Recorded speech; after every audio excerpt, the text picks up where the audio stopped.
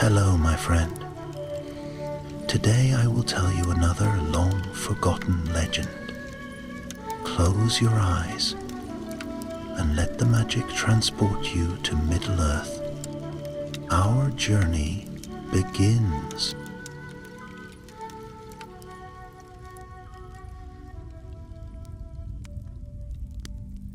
Long after the War of the Ring had ended, when peace had begun to stretch its golden mantle across the lands of Middle-earth, there still lingered shadows in forgotten places. Though the Dark Lord was gone, and the crowns of men and elves were set anew in brighter days, not all wounds of the world were healed. Some lay hidden in the mountains, where echoes of sorrow whispered through stone halls, and ancient secrets waited in silence. Gimli, son of Glóin, now lord of the glittering caves, had thought his days would be filled with building rather than battling.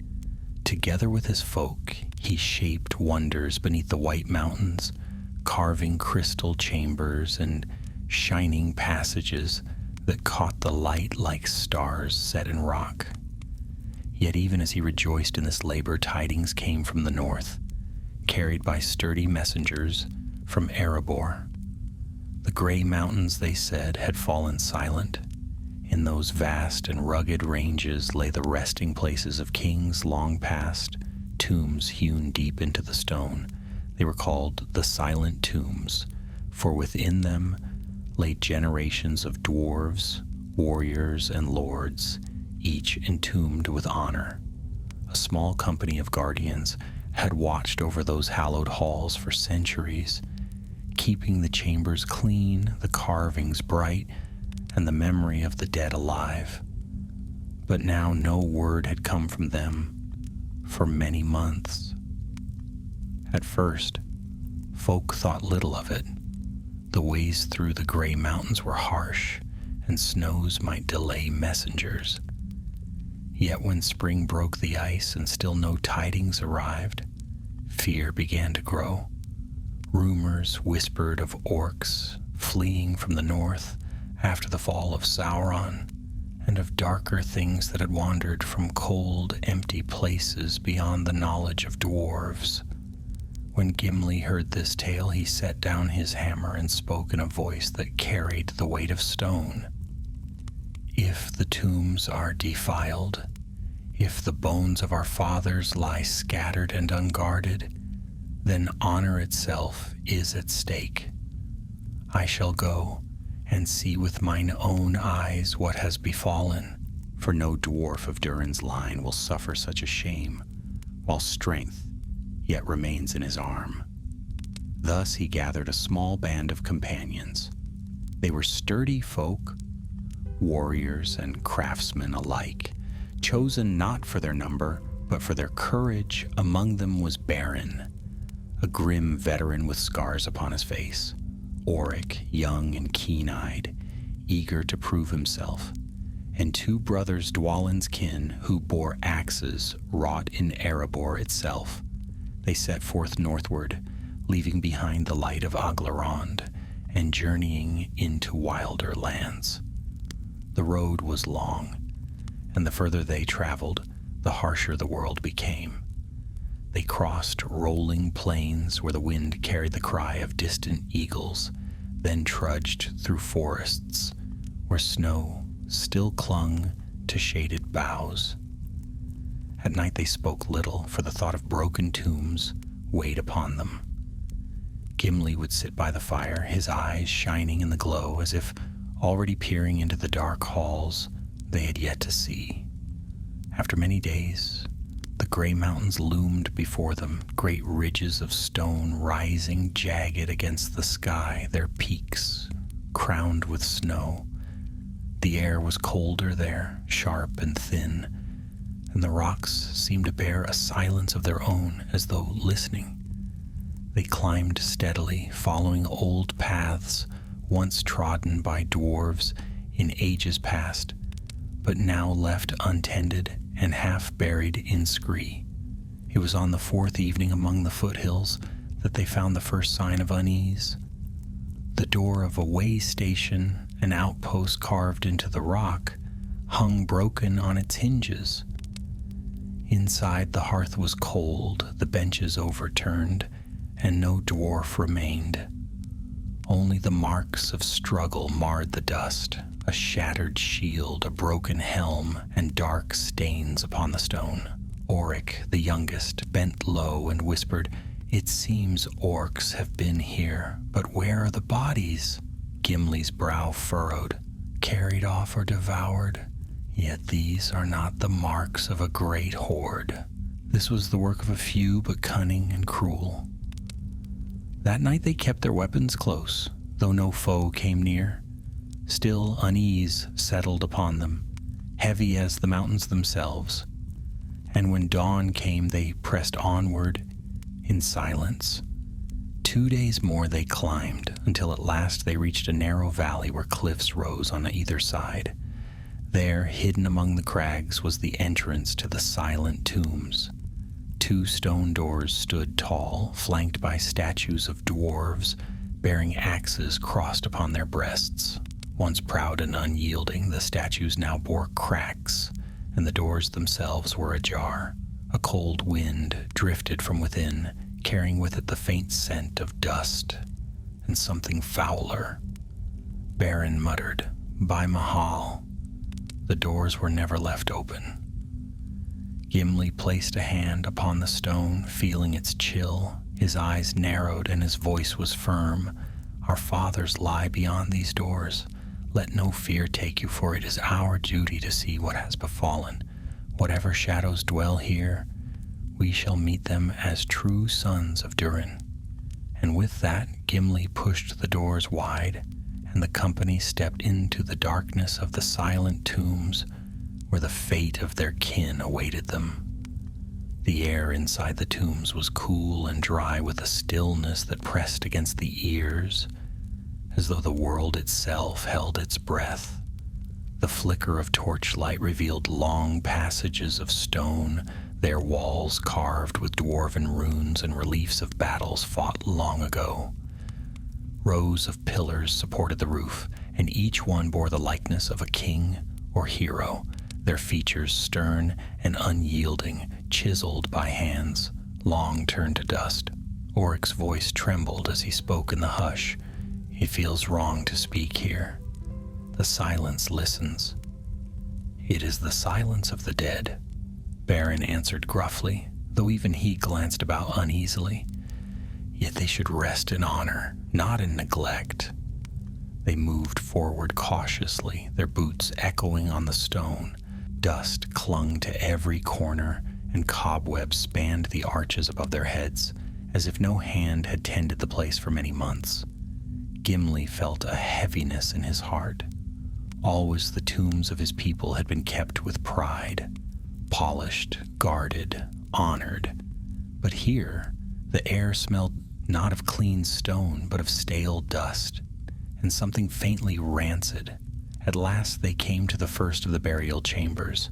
A great door of black stone lay partly open, and Gimli pushed it with both hands. The hinges groaned, and the sight beyond made every dwarf stiffen.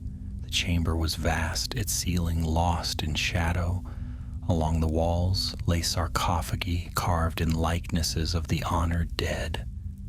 Yet many of these had been broken, lids pushed aside, bones scattered across the floor. Treasures, cups, arm rings, and small weapons were gone, leaving only empty sockets in the stone. Oric turned pale. "Desecrated," he whispered, "robbed like a common grave."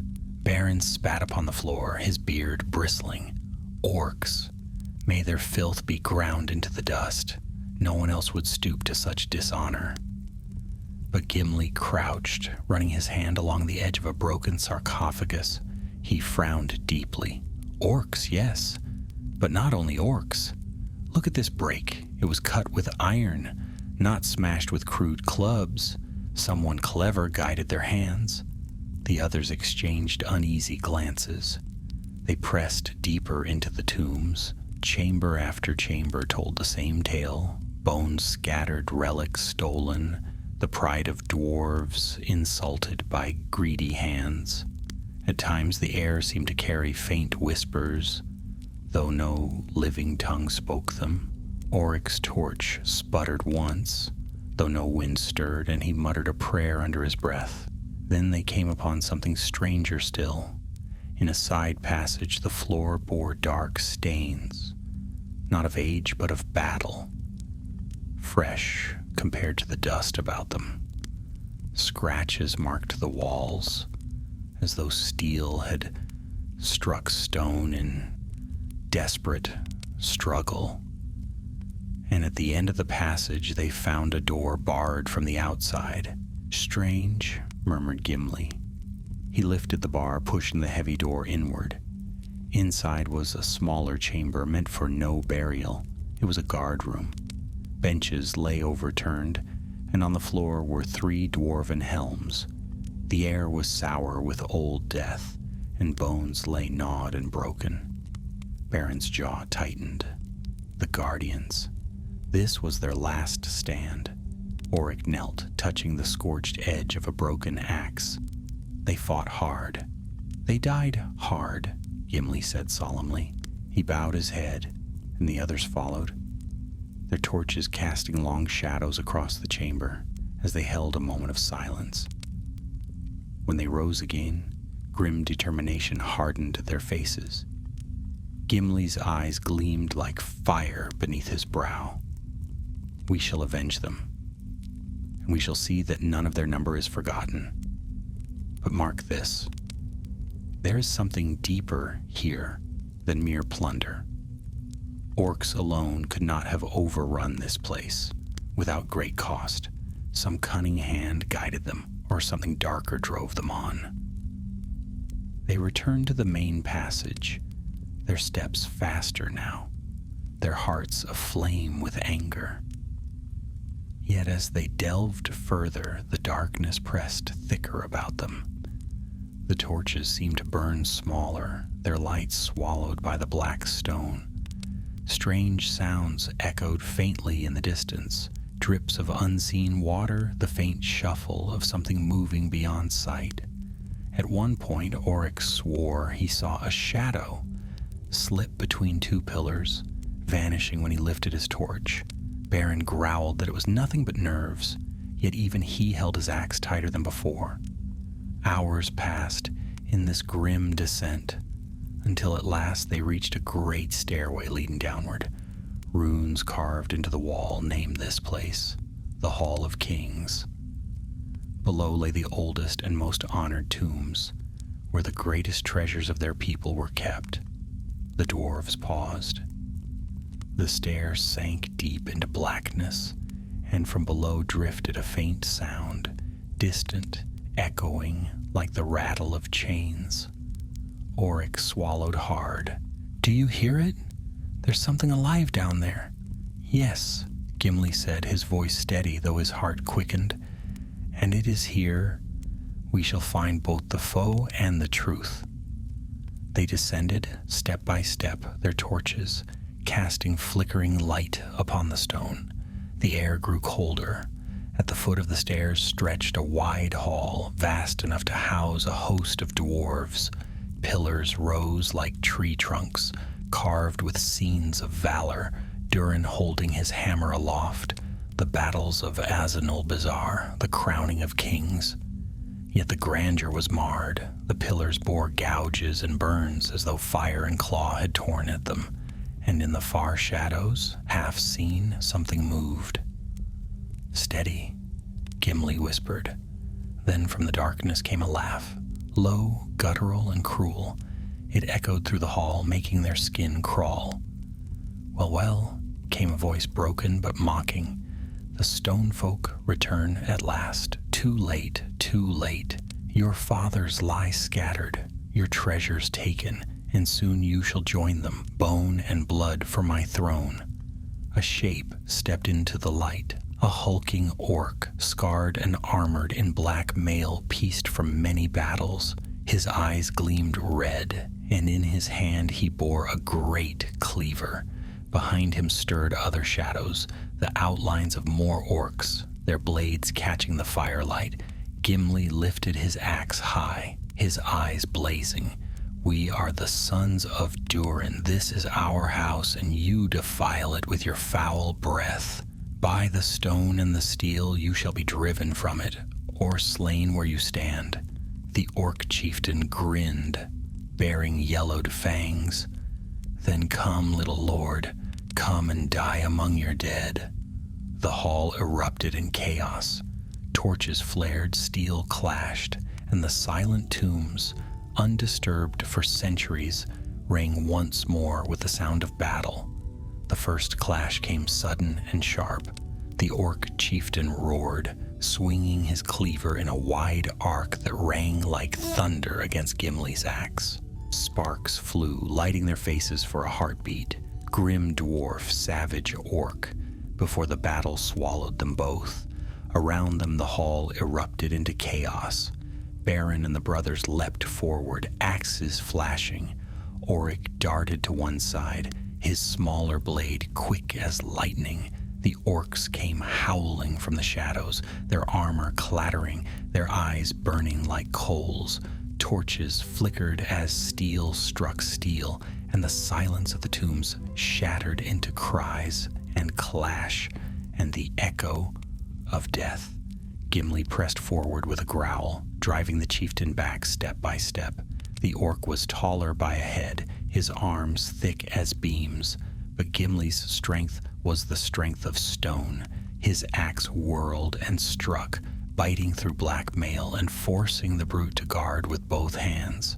Still the orc grinned, as if the fight were a game. "Strong little rock," he sneered, twisting aside from a heavy blow. "But I have feasted on your kind before." "Then you shall choke on me," Gimli snapped, bringing his axe down with such force that the cleaver quivered under the blow. To one side, Beren split an orc helm in two, his teeth clenched as blood sprayed his beard. One of the brothers drove his foe back against a pillar, crushing him with a final strike. Yet still the enemy pressed in, more shapes crawling from the shadows. "They're too many," Oric cried, his voice strained as he parried a jagged blade. "Hold your ground," Gimli roared. "Hold it, for the honor of our fathers." The dwarves fought shoulder to shoulder, their axes biting deep. Blood darkened the floor, slick beneath their boots. The hall rang with shouts, and for a moment it seemed the dwarves might be swallowed beneath the tide. Then Oric gave a cry of triumph as he drove his blade into the throat of his foe. Still the chieftain fought on, laughing even as wounds opened along his arms. With a sudden twist, he smashed the pommel of his cleaver into Gimli's helm, sending the dwarf staggering. For an instant the world spun, then Gimli shook his head and charged again, fury in his eyes. It was then that something new stirred into the shadows, a whisper of sound like wings brushing stone. Oric glanced up and gasped. "There's something above us." From the rafters dropped a shape, neither wholly orc nor wholly beast. Its body was lean, its eyes pale and gleaming, its hands tipped with claws that scraped sparks from the stone. It let out a cry that chilled the blood, a shrill, otherworldly scream. Beren cursed. "What devilry is this?"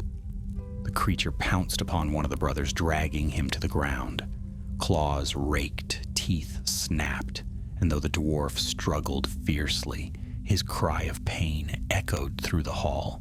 His brother hacked wildly, trying to free him, but the beast darted with unnatural swiftness. Gimli's heart lurched, but he had no chance to break away. The chieftain pressed him hard, driving him back step by step. "Do you see?" the orc snarled, his eyes glowing. "We are not alone in these mountains. Darker things than you dream of crawl in the deep, and they serve me now. Then both master and beast shall fall together." Gimli growled. With a mighty heave, he broke the lock of their blades, spinning his axe in a shining arc. The orc reeled back, blood spraying from his shoulder. Gimli seized the chance, rushing to the aid of the brothers. With one furious strike, he cleaved through the beast's back, splitting it from spine to stern. The thing shrieked, a cry so piercing it rattled the pillars, then collapsed in a twitching heap. But it was too late for one of the brothers. He lay still upon the stones, his eyes open but unseeing, his hand limp upon the haft of his axe.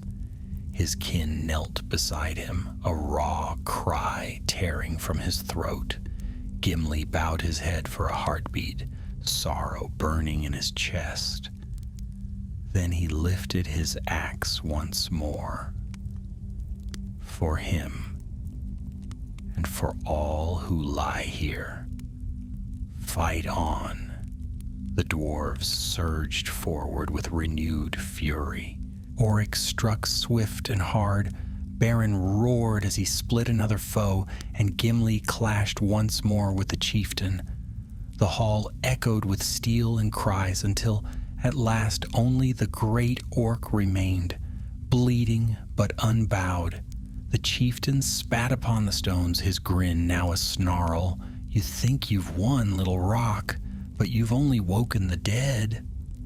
Before Gimli could strike, the orc lifted a black horn from his belt and blew a deep, rolling note. The sound shuddered through the stone, echoing into unseen passages. Far away faint cries answered, howls, roars, the thud of countless feet. Oric's face paled. More are coming. The chieftain laughed once more, even as Gimli's axe crashed into his chest. The blow split armor and bone, and the orc fell, his laughter choking into silence. The dwarves stood gasping, bloodied and weary, among the fallen.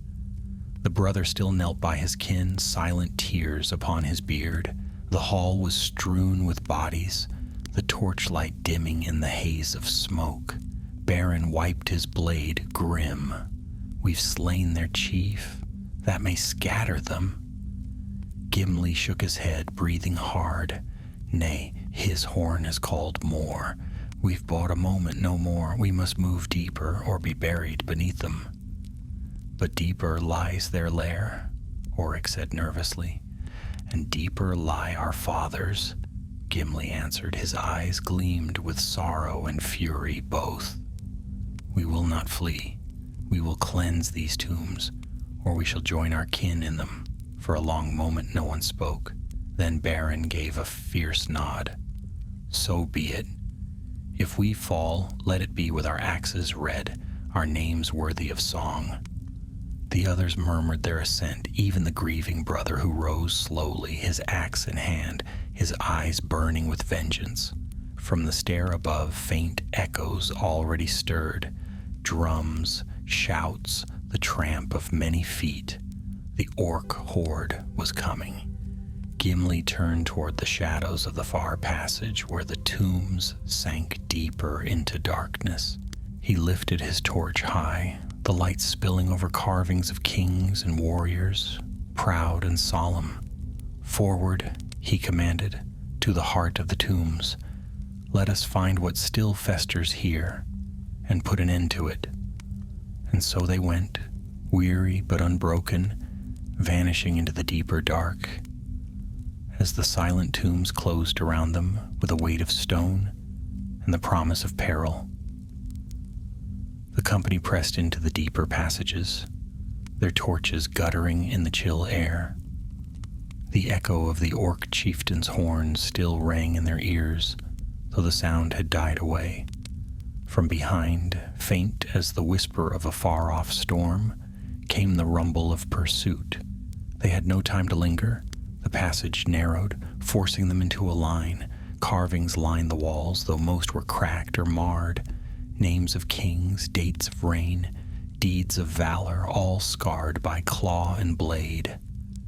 Gimli felt anger twist in his chest at the sight of such desecration. dwarves guarded their memory fiercely, and these were not mere marks upon stone, but wounds upon the very heart of their people. At last the passage opened into another hall, smaller than the one above, but still vast.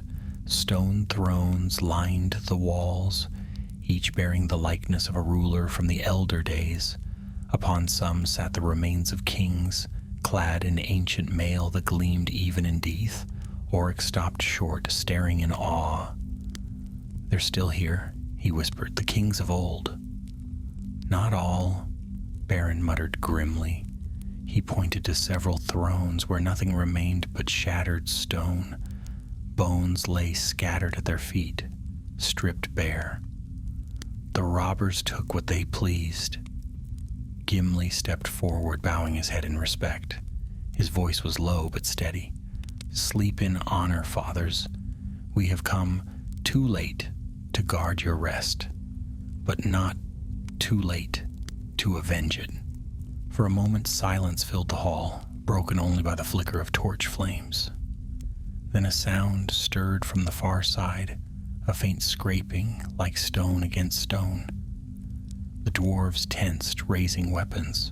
Out of the shadowed corner moved a figure, staggering into the light. It was a dwarf. His beard was torn, his mail rusted with blood, his eyes sunken and wild. He swayed as if each step cost him dearly. "By Mahal," Oric gasped. "A survivor!" The figure lifted his head, lips cracked, voice hoarse. "Who comes to the tombs?" "Gimli, son of Glóin," Gimli said, stepping closer. "And these my companions. We are come from the south to seek the fate of the Guardians. Are you of them?" The dwarf gave a broken laugh, half sob, half cough. Once we were 20. Now," his eyes darted to the shadows filled with terror. "Now none but I remain." Baron moved forward, catching the man as he stumbled. "Easy, brother. You're safe now." "Safe?" The survivor shook his head violently, clutching Baron's arm with desperate strength. "No safety, not here. They took them, the rest, dragged them deeper, alive. For what, I know not, but I heard their cries and the laughter of the beast." "The beast?" Gimli asked, his brows knitting. The dwarf shuddered. "Not orc, not holy. Something else. It prowls in the deepest vaults, feeding, commanding. The orcs bow to it, fear it. It broke our gates, shattered our wards, and it..."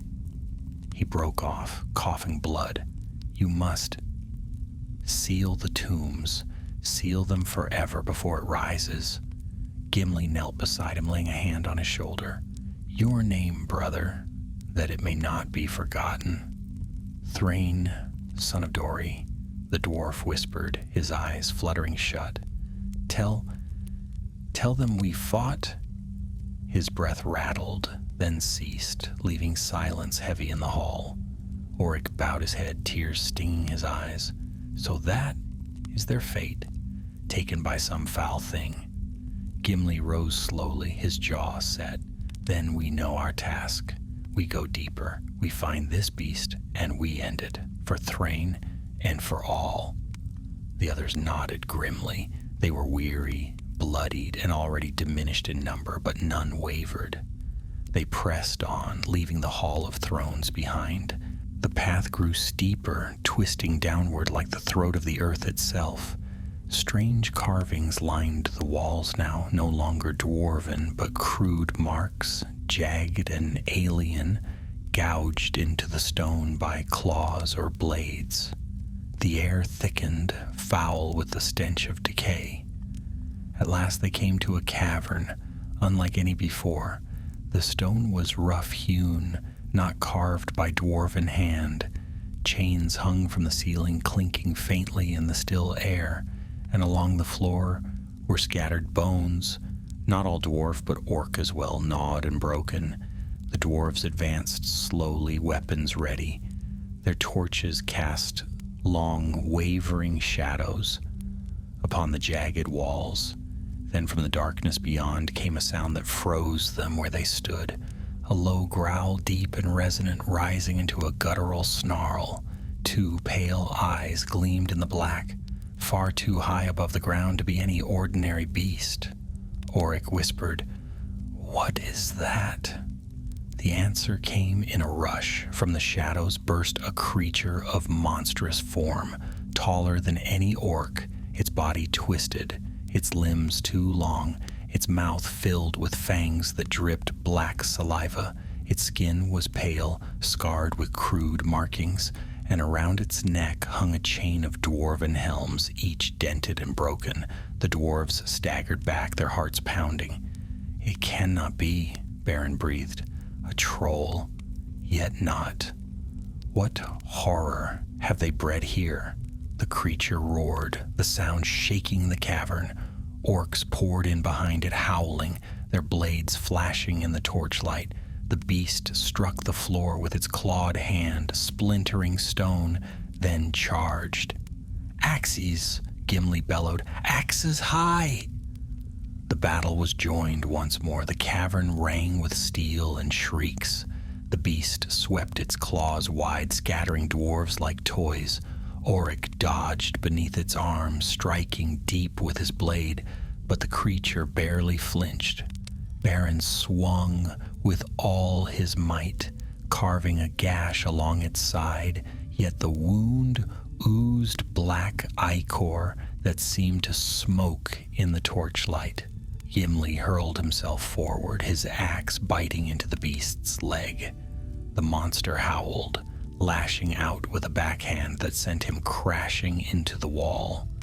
Pain lanced through his ribs, but he forced himself to rise, blood running down his brow.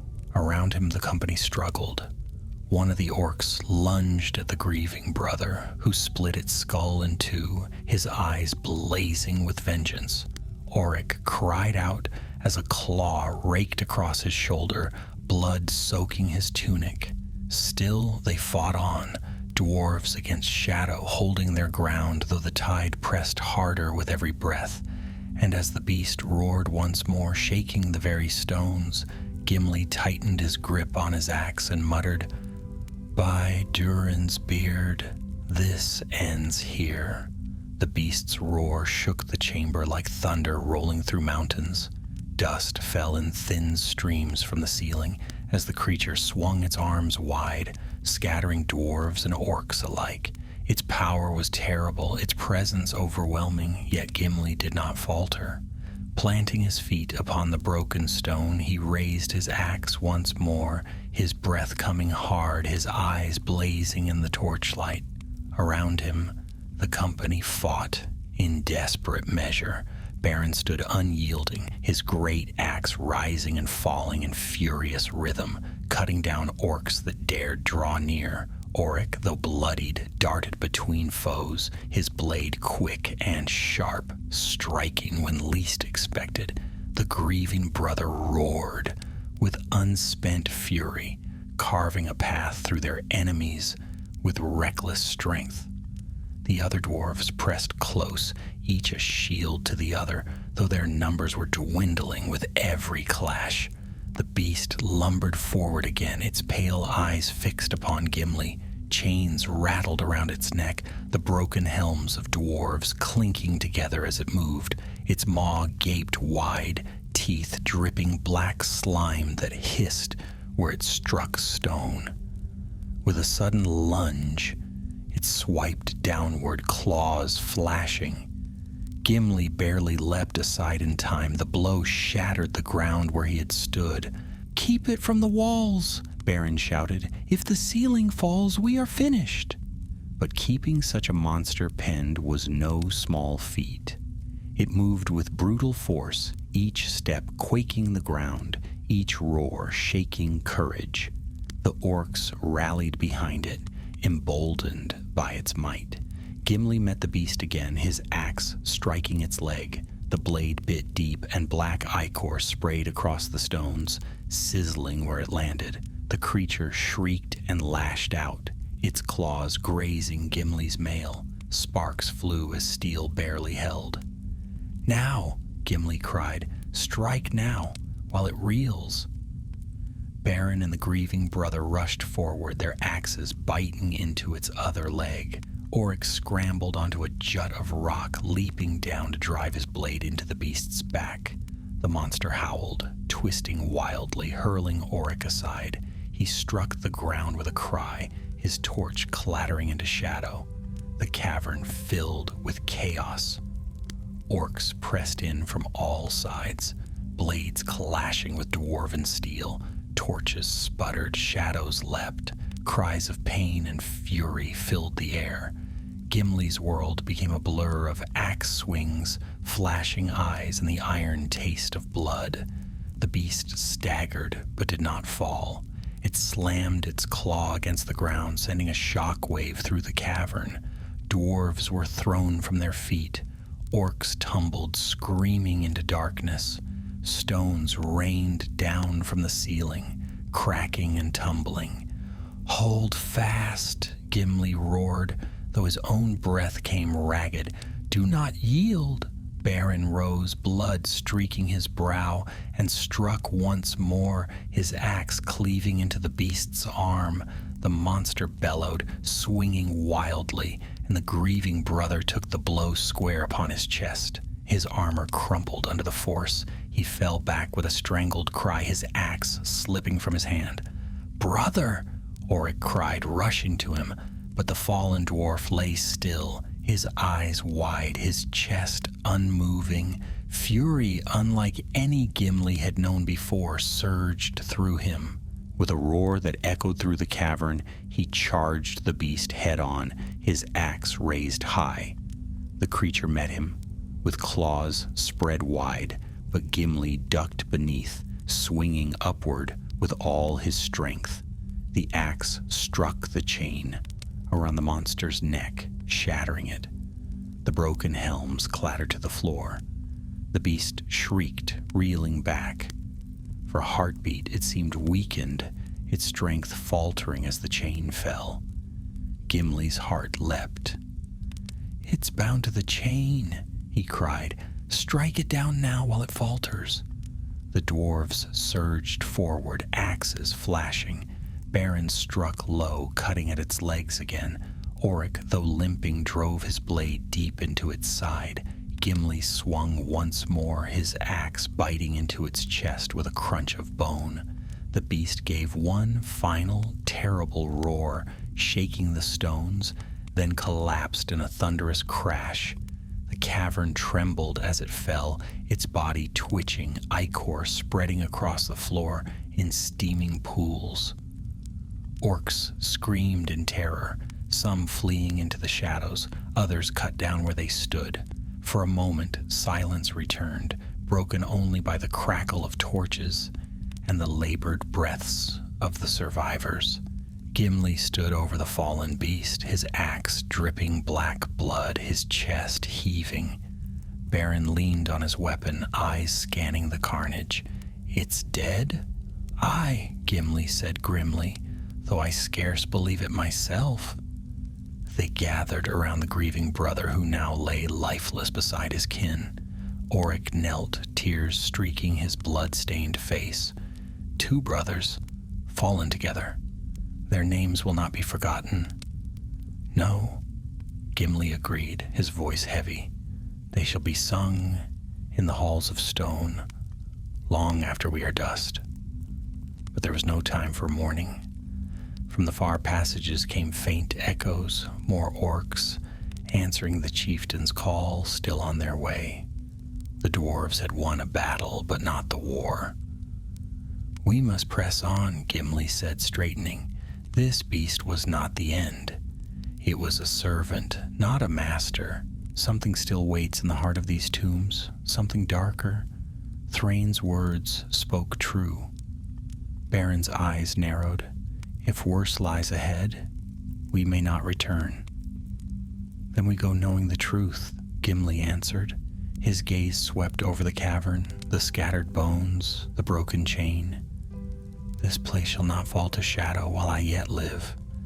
Forward, my friends, to the deepest vaults." They gathered what strength remained, lifting their torches and weapons once more. The path ahead yawned like a wound in the earth, dark and foul, yet the dwarves of Durin's line did not falter. Step by step, they vanished into the shadows, leaving behind the carcass of the fallen beast and the memory of battle. Behind them silence settled again, but far below in the deepest halls something stirred, a whisper on the edge of hearing. A voice like stone grinding on stone rose in the dark, a promise of vengeance, a breath of doom. And Gimli, though he spoke no word, felt it in his heart.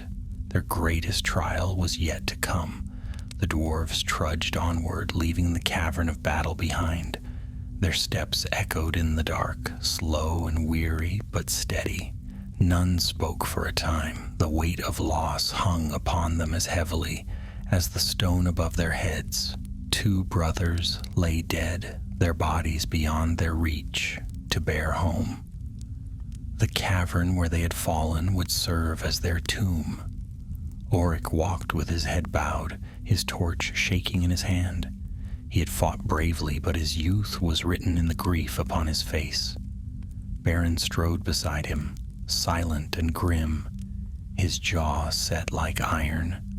The others, fewer now than when they had begun, moved with shadows in their eyes, and Gimli at their head carried not only his axe but the burden of command. Each death weighed on him, yet he knew there was no turning back. The passage sloped downward, twisting deeper into the mountain.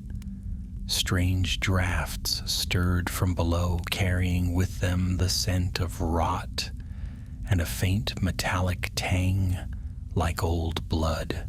The walls grew rougher, no longer cut with the proud hand of dwarves, but cracked and torn, as if clawed by unseen beasts. At length they came upon a narrow chamber where the ceiling soared out of sight. Here they halted, setting their torches in cracks between the stones. The dim glow spread only a little way before darkness swallowed the rest. Beren lowered himself onto a broken stone, breathing heavily. We must rest. If we face another such fight without pause, none of us will live to tell it. Gimli nodded. He too felt the ache of battle, the bruises beneath his mail, the sting of shallow cuts, the throb in his ribs where the beast had flung him. But he would not show weakness. He set his axe across his knees and looked upon his companions. We rest, he agreed, but only for a short while. The horn the chieftain sounded may have stirred every foul thing in these mountains. We cannot linger long. Oric slumped against the wall, closing his eyes. His shoulder was bound with a strip of cloth, stained dark, but he said nothing of the pain. Gimli watched him a moment. He was young, yes, but he had stood his ground when many would have fled. There was courage in him, the kind that might yet grow into greatness if he lived to see another dawn. The silence of the chamber pressed upon them, heavy and unyielding. Gimli's thoughts turned to Thrain, the broken guardian they had found. His words haunted him still. Seal the tombs. Seal them forever before it rises. What had he meant? Was the beast they had slain not the true enemy? If so, what greater shadow lurked deeper still? Gimli's hand tightened upon his axe. We must be ready, he murmured to himself, ready for whatever lies ahead. Beren glanced at him. What was that? Nothing, Gimli said quickly.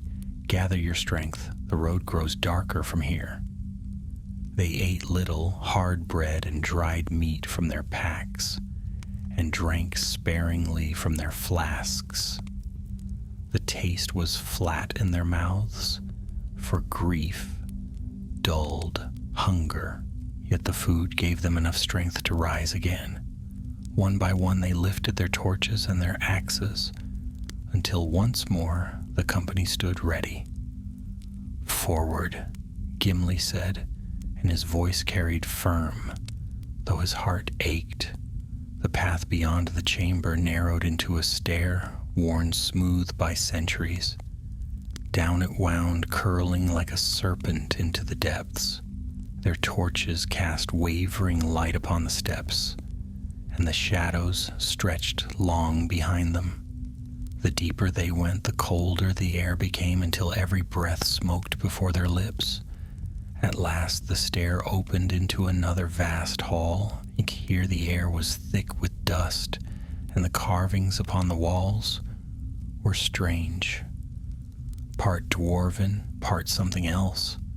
Runes were twisted, letters half-formed into grotesque shapes. "What is this place?" Auric whispered. His voice echoed unnaturally, carrying farther than it should have. Baron's face darkened. It was not wrought by our folk, not holy. Something foul has marred it. Gimli stepped forward, studying the carvings. He touched one with his gauntleted hand, tracing the line where proud dwarven runes curved into jagged scratches. A chill ran through him. "Defilement," he said at last. "Some hand has twisted the memory of our kings, bending their names into mockery. This is not the work of orcs alone. There is cunning here, and hatred." They advanced cautiously, every step watched by the carved eyes upon the walls. The silence grew deeper, pressing into their ears until their own breathing sounded loud as thunder. Then from ahead came a sound, faint, hollow, and terrible. A voice. It was not loud, yet it filled the hall, seeping into every corner. "Little children of stone," it whispered, though the words slithered through the air like snakes. "You walk in halls not yours to claim. You wake what should not be woken. Turn back, lest you join your fathers." The dwarves froze. Auric clutched his axe tighter, his knuckles white. Baron spat upon the floor, a coward's voice hiding in shadow. "Show yourself if you dare." The whisper laughed, low and cold. "Dwarves are ever proud. Pride built these halls. Pride brought you here. Pride shall bury you in silence." Then the voice was gone, leaving only the pounding of their hearts. Gimli's eyes burned. "We do not flee from shadows," he said. "Let it whisper all it likes. We march on." Yet the whisper lingered in their minds as they pressed forward. The hall stretched long, the torchlight barely touching its farthest reaches. Pillars loomed like watchers, and the carvings grew darker, more grotesque.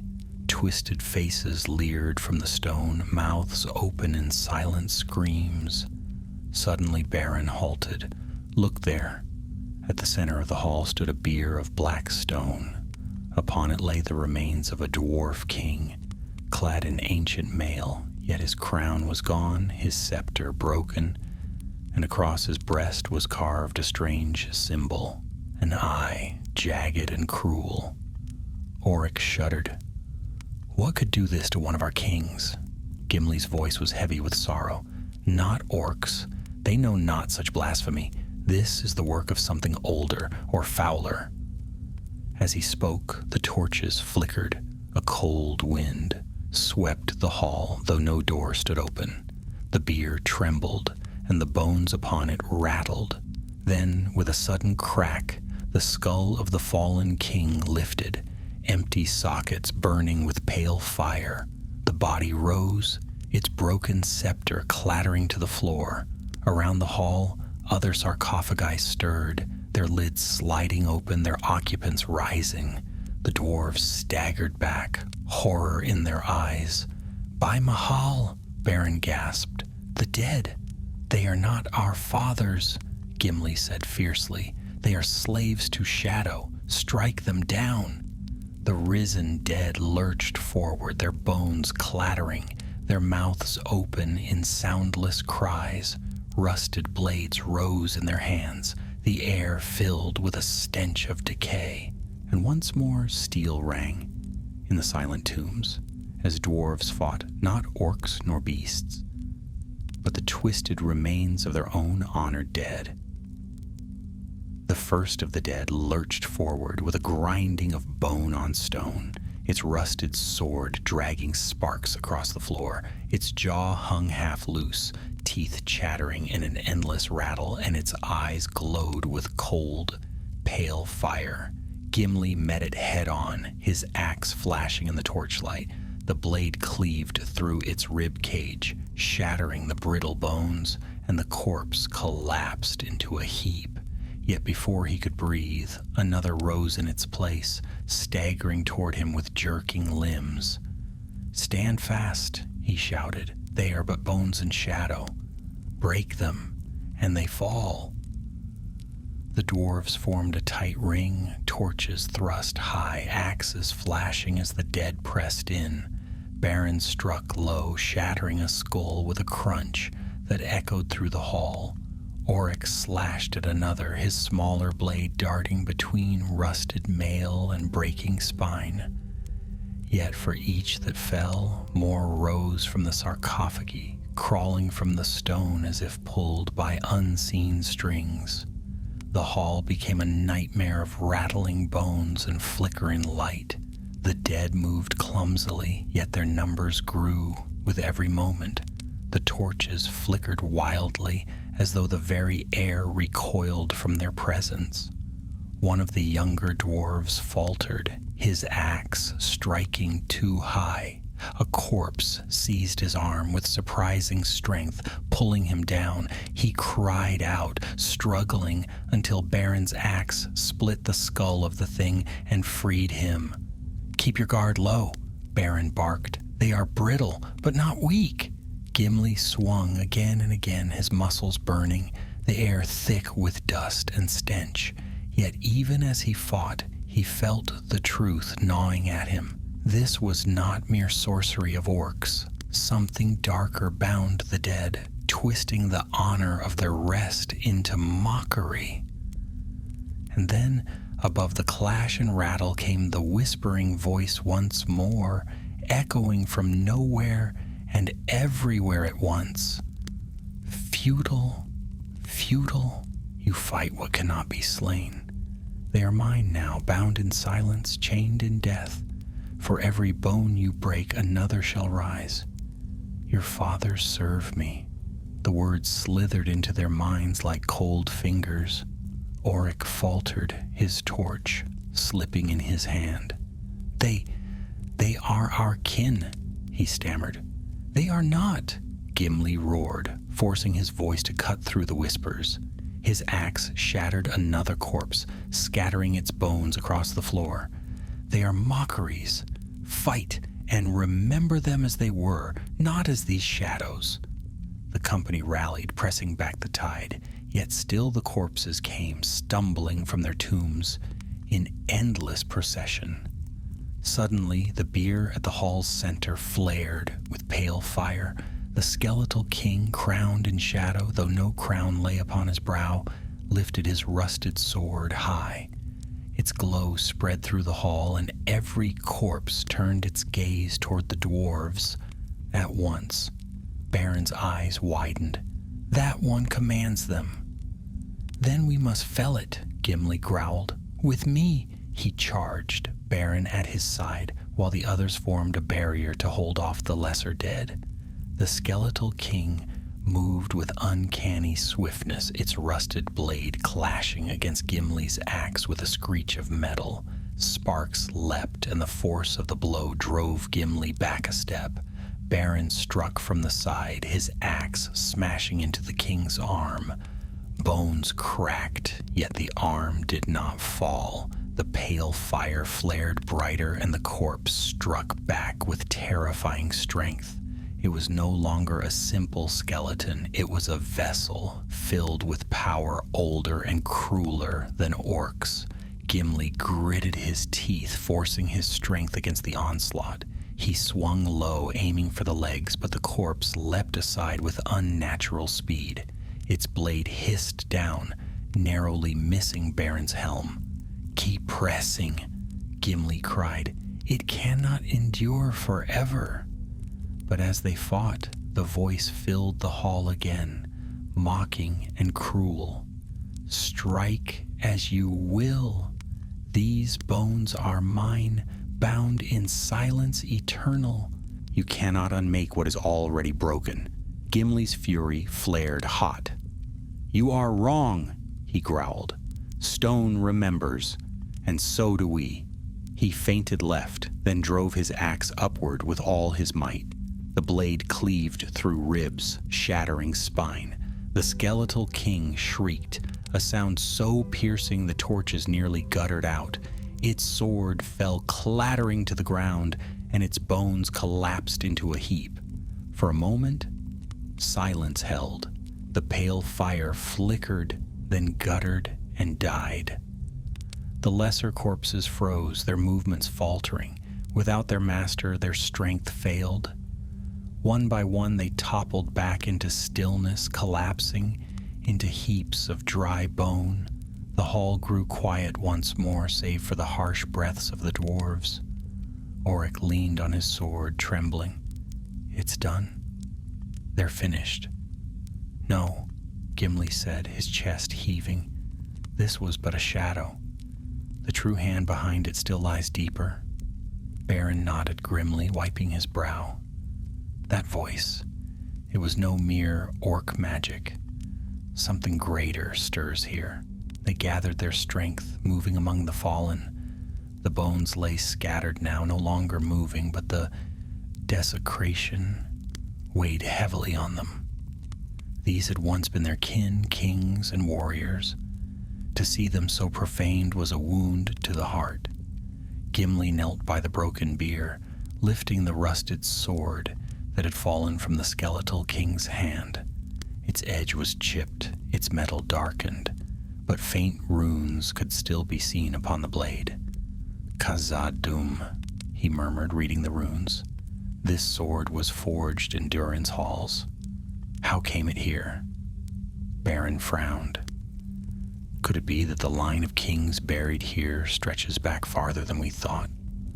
Or has this foe stolen relics from many halls?"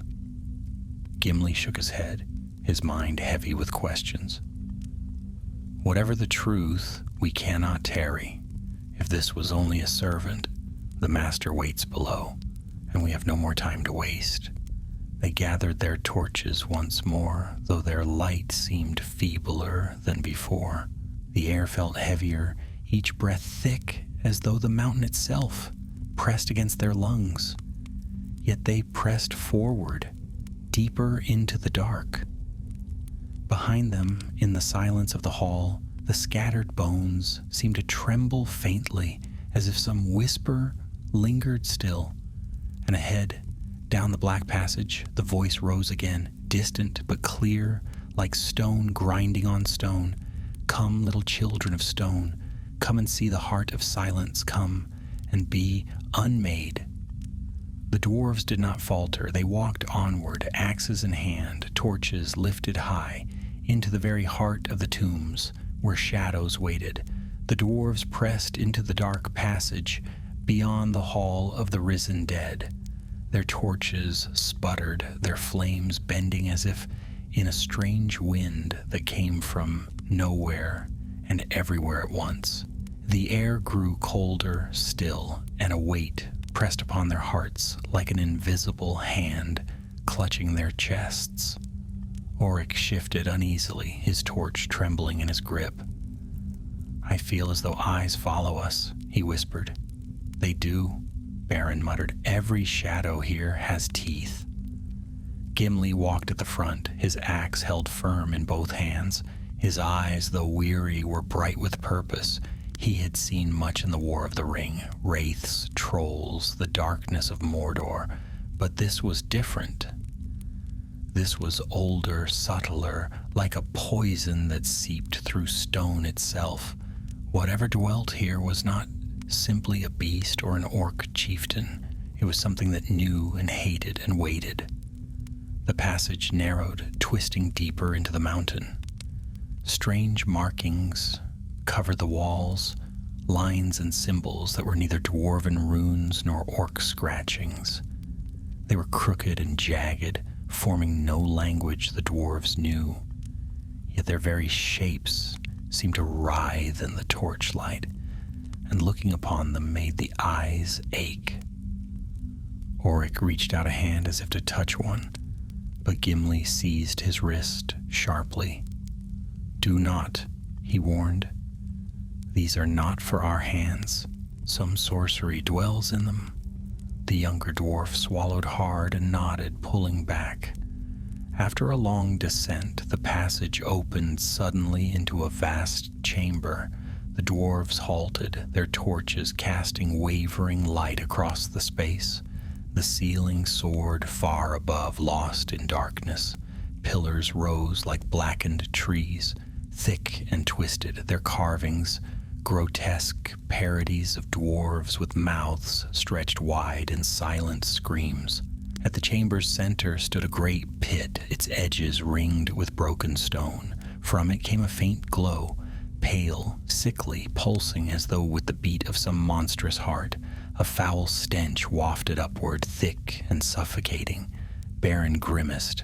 "This is no dwarven work." "No," Gimli said softly. "This is a wound in the mountain." They crept closer, their footsteps echoing faintly. The pit was wide, its depths hidden by a swirling mist.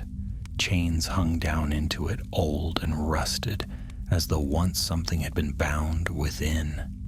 And carved into the stone around its rim were the same crooked symbols as on the walls, only larger, deeper, more terrible. As they gazed, the whispering voice rose once more, this time from the pit itself. "Welcome, children of stone. Long have I waited for your kind to come.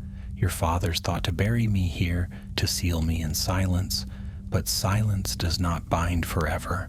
The world grows weak, and I stir again." The dwarves recoiled, their torches flaring wildly. Auric's face went pale.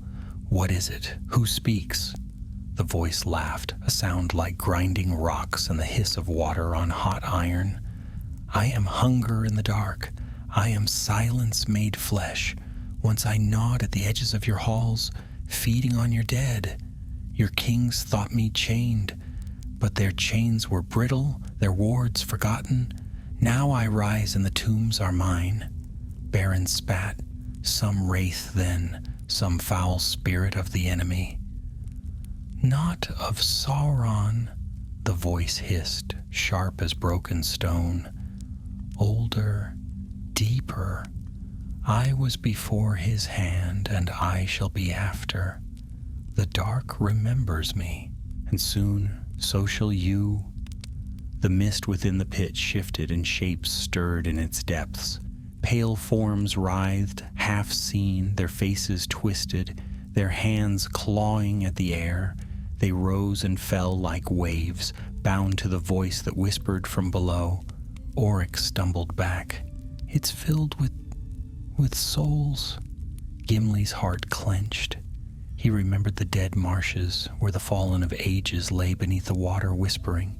This was worse. These were not the nameless dead of war, but dwarves, his kin, bound in torment. He lifted his axe, his voice strong, though his throat was tight. "I do not care what name you bear. You shall not rise. We will end you, as our fathers meant to do." The pit shuddered, the mist swirling faster. The pale forms wailed soundlessly, their mouths stretching wide. Then from the depths, something vast began to emerge. First came claws, long and jagged, scraping against the stone as they pulled upward. Then a head, misshapen and monstrous, its eyes pale as moonstone, its maw filled with fangs that dripped black mist. The creature's body followed, half solid, half shadow, shifting as though it belonged neither wholly to flesh nor spirit. It was immense, its back bent beneath the ceiling, its form ever-changing, like a nightmare given shape.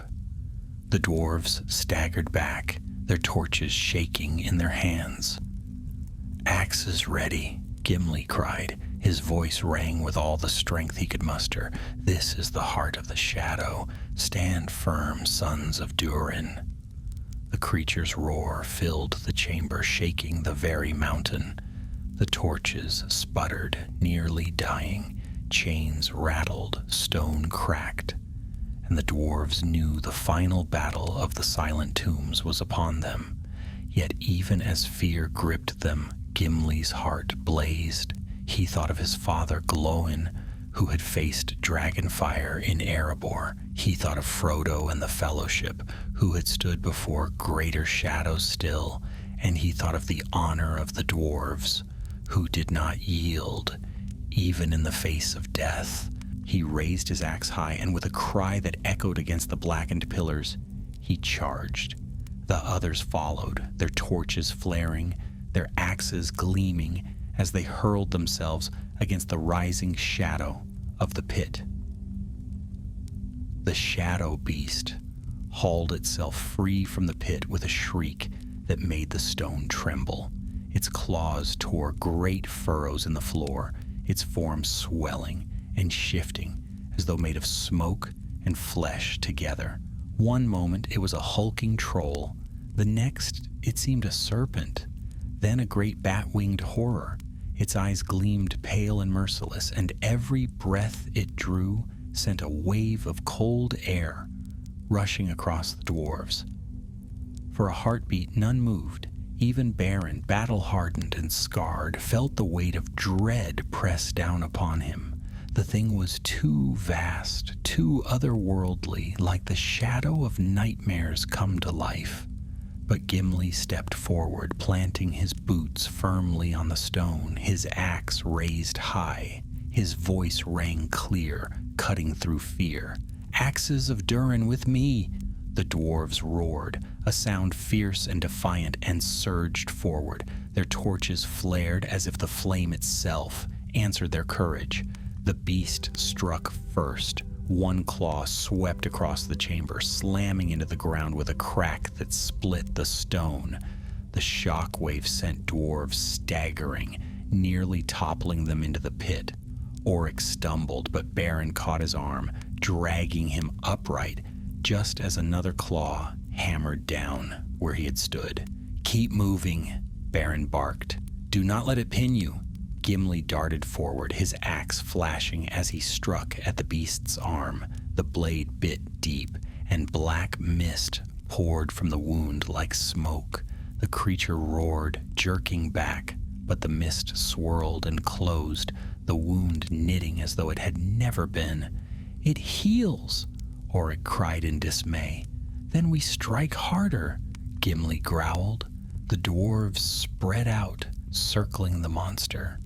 Beren and another swung at its legs, their axes hacking through the mist flesh. The creature bellowed, staggering, yet its body reformed even as they struck. Oryx hurled his torch at its face, the flame bursting against its pale eyes. The beast shrieked, recoiling, the fire searing it more than steel had. "Fire!" Gimli shouted. "It fears the flame." They thrust their torches forward, driving the creature back step by step. Its shifting form writhed and hissed as the light touched it, parts of its body dissolving into mist. Yet still it pressed forward, its claws lashing, its maws snapping wide. One swipe knocked a torch from a dwarf's hand, crushing him beneath a blow that shattered mail and bone. He gave a strangled cry, silenced in an instant. The dwarves fought on, fury rising with their grief. Oryx darted in, stabbing low at the beast's belly. His blade struck true, sinking deep, but the black mist burst forth, burning his hand. He cried out, dropping the sword, his skin blistered and smoking. "Fall back!" Beren dragged him aside just as the beast lunged, jaws snapping shut where Oryx had been. The chamber shook with every strike. Dust rained from the ceiling, cracks split the floor, and the pit yawned wider with each tremor. Pale forms writhed in the mist below, reaching upward with grasping hands bound to the beast's power. Their soundless wails clawed at the dwarves' hearts. Gimli's mind raced. Steel could wound it, but not destroy it. Fire burned it, yet they had too little flame to drive it back forever. Then his gaze fell upon the symbols carved around the pit's edge, those crooked marks, deep and terrible. He remembered Thrain's last words: "Seal the tombs, seal them forever before it rises." The beast was bound here once, bound but not destroyed. Perhaps it could be bound again. "Hold it," he shouted. "Keep it from the pit's edge. Baron Auric, drive it back toward the chains." Baron glanced at him sharply. "What are you planning?" "To bind it as our fathers did," Gimli cried. "But we must buy the time." The dwarves fought with desperate fury, hacking and striking, thrusting torches into the beast's writhing form. They drove it back toward the center, where the chains still hung. The monster thrashed, claws tearing gouges in the stone, but the dwarves pressed on, roaring their defiance. Gimli ran to the rim of the pit, kneeling by the carved runes. His hands traced the jagged lines, his mind straining to understand. They were twisted, corrupted, but beneath them he saw the faint pattern of dwarven craft, wards of binding, half forgotten, broken by time and shadow. He drew his axe and carved into the stone, reshaping the runes, reforging them with each stroke. Sparks flew as steel bit into rock. His voice rose, chanting in the tongue of his people, the deep, resonant words of Khuzdul filling the chamber. The sound rolled like thunder, echoing from wall to wall. The beast shrieked, sensing the danger. It surged forward, but Baron leapt to meet it, his axe cleaving into its leg. The blow slowed it, and Auric, wounded but unbroken, seized a fallen torch and thrust it into the creature's face. Fire burst, the beast recoiling with a roar that shook the hall. "Hold it!" Gimli bellowed. "A little longer!" His axe struck the final rune, the carving glowing faintly in the torchlight. The chains rattled, rising as though pulled by unseen hands. They whipped upward, glowing red-hot, and lashed around the beast's limbs. The monster shrieked, thrashing wildly, its body dissolving into mist and reforming again. Yet the chains held, tightening, burning, dragging it back toward the pit. The dwarves pressed their torches close, flames licking at the bound creature. Its form writhed, pale eyes blazing with fury.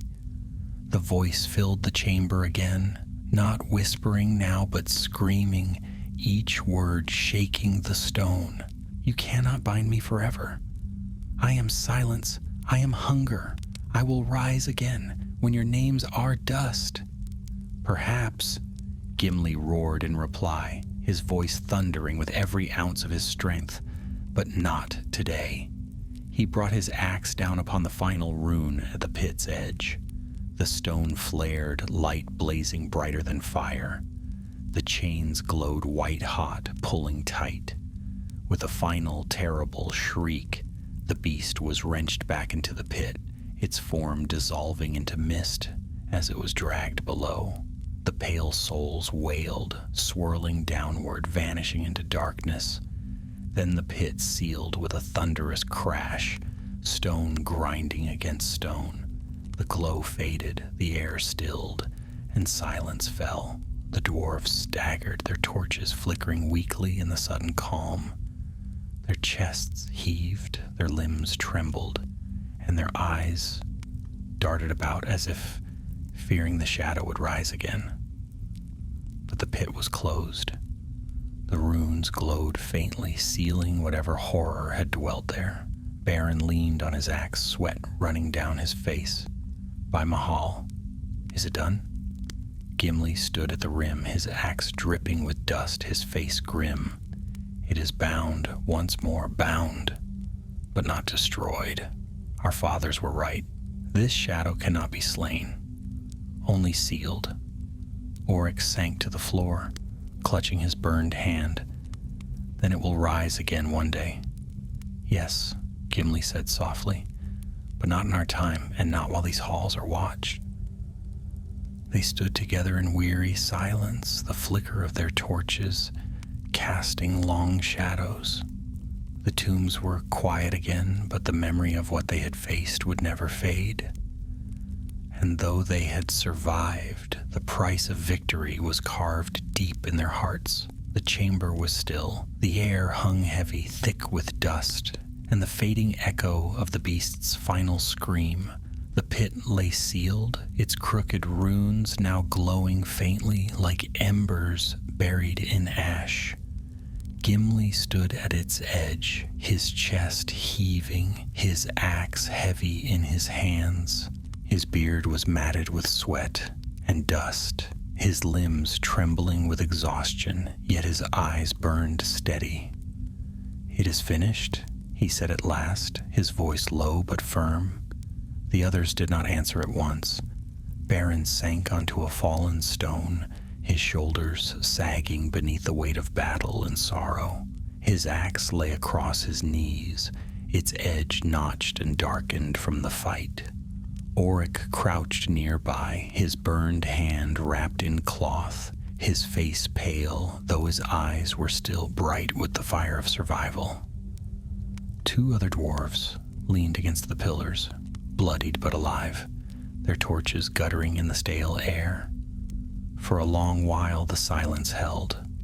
The faint crackle of torches was the only sound, and even that seemed subdued, as though the mountain itself dared not disturb the rest of the shadow sealed below. At last, Beren broke the quiet. "We live. Against all odds we live. Yet what have we gained? Our brothers are fallen, and the tombs are broken." Gimli turned to him, his gaze steady. "We have gained this much. The beast is bound again. It shall not rise in our time. The dead will rest easier for that, though their rest was profaned." Beren's eyes darkened. "Rest? They were raised against us, made mockery of their own honor. That was the shadows doing, not theirs," Gimli answered. "Remember them as they were, not as they were twisted. Their honor remains untarnished in the eyes of their kin." Oryx raised his head, his voice quiet but insistent. "What are the orcs? The chieftain's horn called more than we fought. They will still be above, waiting." Gimli nodded slowly. "Aye, and our strength is near spent. But we cannot remain here. If we linger, we may yet see the beast stir again. We must leave while we have breath left to carry us." He lifted his axe, planting it firmly against the stone. "Gather what torches remain. Bind your wounds as you can. We march for the surface." They moved slowly, each step heavy, yet none dared lag behind.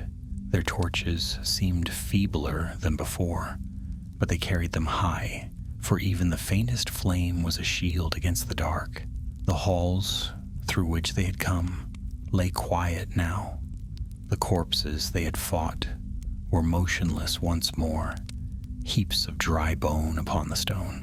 The grotesque carvings leered in silence, powerless, without the will that had guided them. Still the silence weighed heavily. Every echo of their boots made them glance back. Every flicker of shadow set their hearts racing. They had bound the beast, but fear lingered, gnawing at the edges of their courage. Hours passed as they retraced their path through the tombs. The stairways seemed longer, the passages narrower, as though the mountain itself wished to keep them within. More than once Oryx stumbled, his youth strained by wounds and weariness, but Beren or Gimli steadied him with firm hands. At last, they reached the higher halls where the thrones of kings still stood. Here they halted, for the weight of grief pressed too heavy to pass by. The bodies of the guardians lay where they had fallen, their bones gnawed, their blood long dried. The sight burned the hearts of every dwarf present. Gimli bowed low, resting his axe upon the floor. Here lie the faithful who stood when others fled. Here lie the guardians of our fathers. We cannot bear them from this place, but their names shall be sung in Erebor and Aglarond alike. Their sacrifice will not be forgotten. Beren placed his hand upon one broken helm, his voice rough with feeling. May Mahal guide you home. The others murmured their prayers, their torches flickering as though the flame itself bent in respect. Then with heavy hearts they turned once more toward the doors of the tombs. The great stone gates still yawned open, as they had when the dwarves first entered. Cold air drifted in from outside, carrying with it the scent of snow and pine.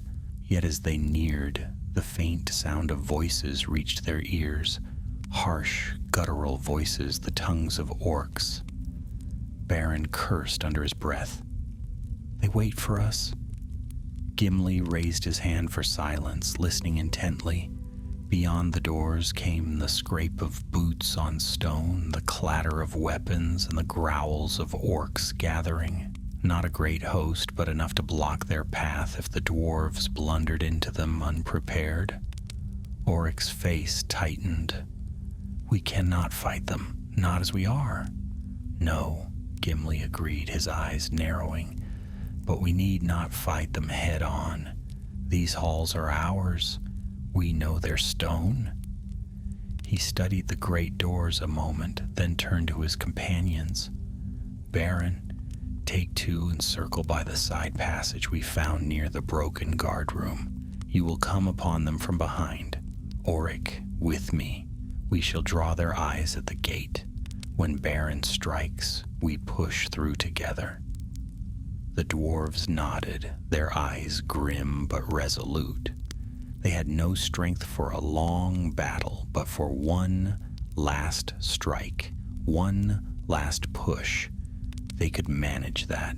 Gimli waited until the others had vanished into the side passage. Then he stepped forward with Oric, his torch, casting light into the entrance. Orcs, he bellowed, his voice echoing like thunder. The sons of Durin still stand.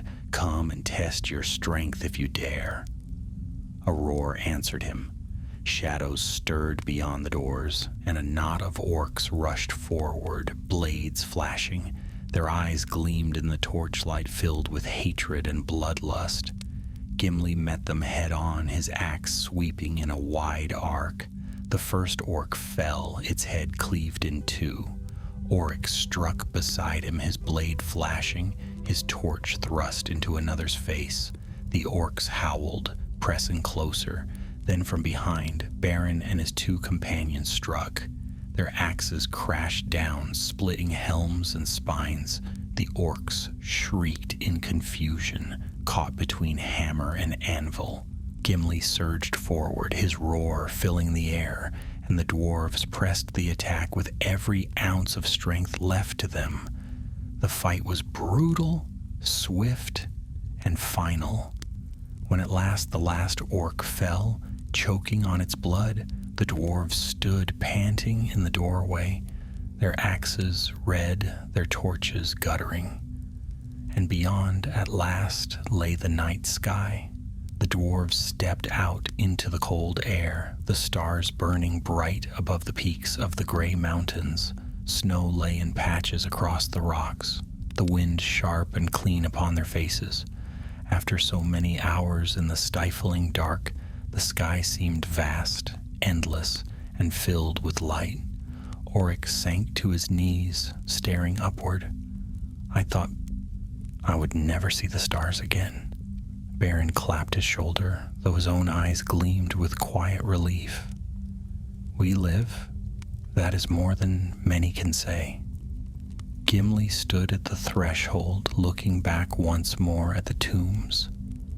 The statues of the dwarves still flanked the gate, their faces cracked but proud. The doors loomed open dark and silent within.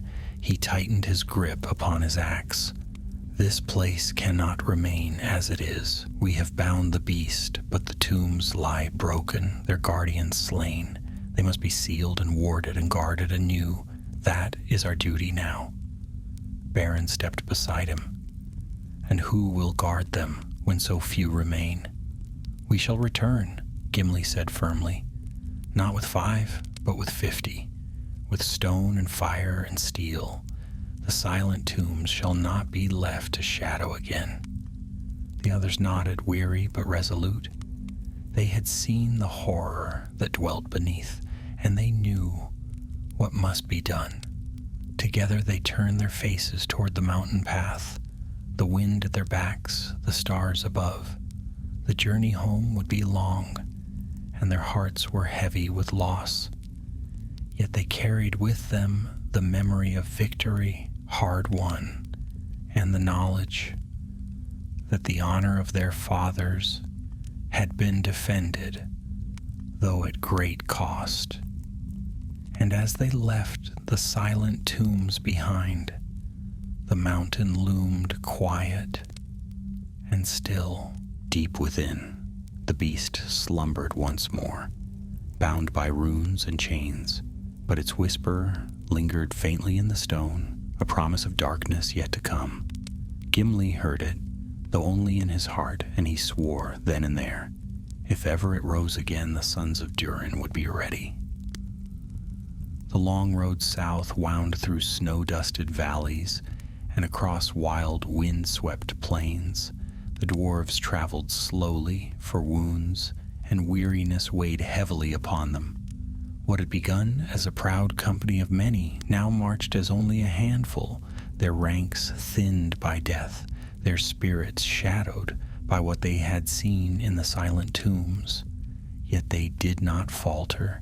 Each step was measured, steady, as though their boots carried not just their bodies, but the memory of all who had fallen.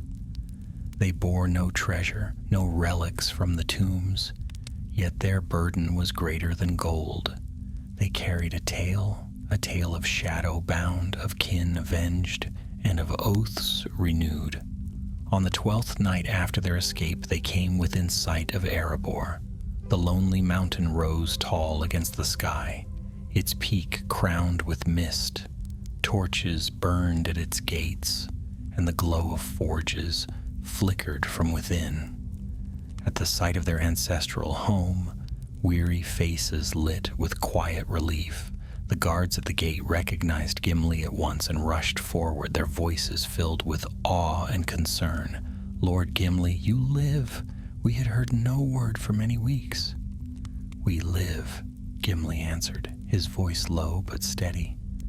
"But many who set forth with us do not. Send word to King Dain. He must hear all that has passed."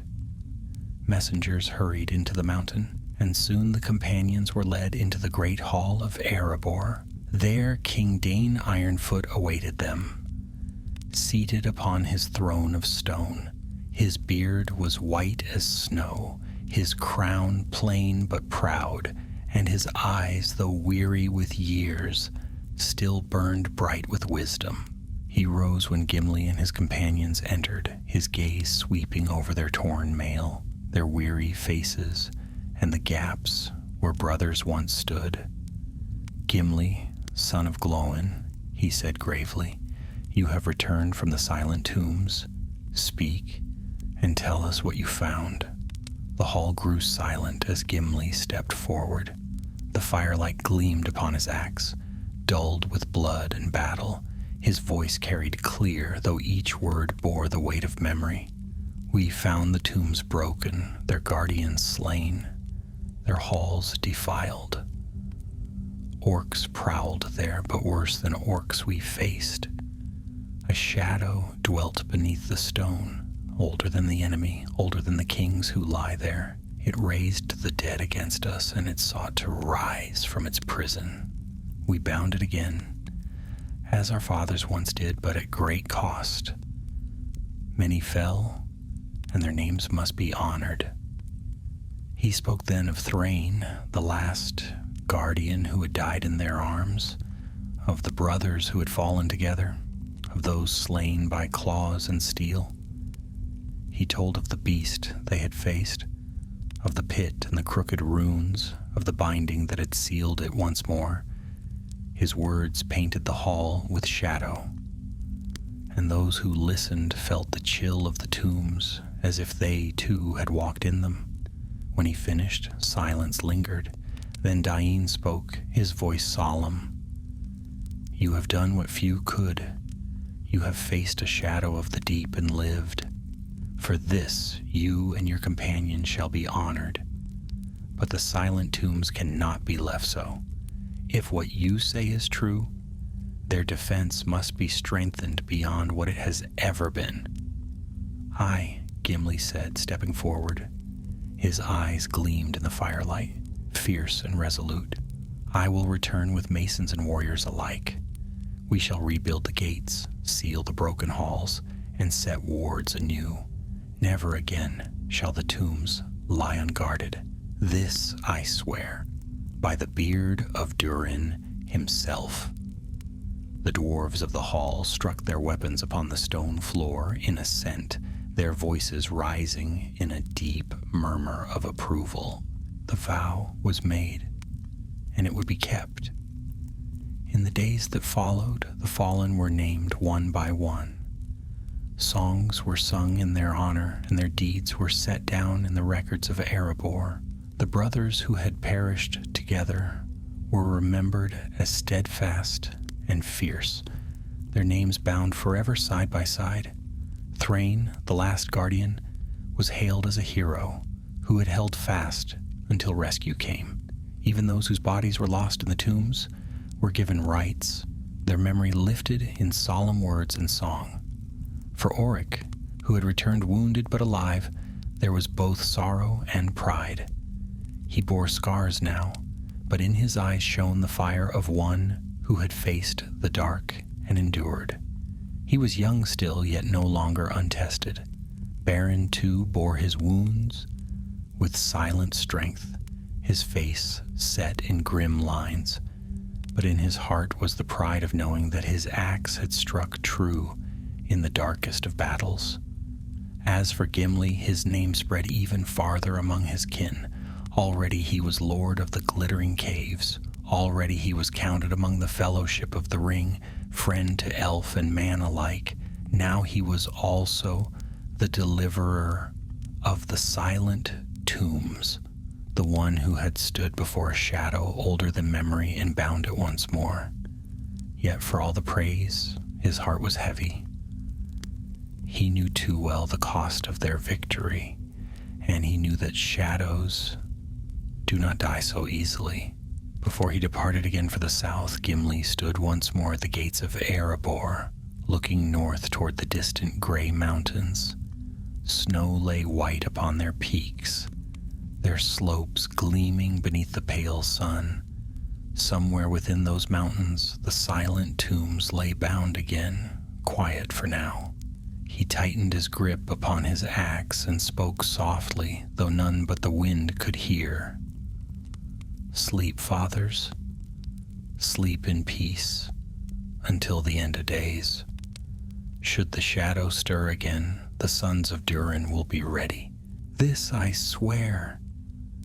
And with that, Gimli turned south once more, his companions at his side, the memory of the silent tombs forever carved upon his heart.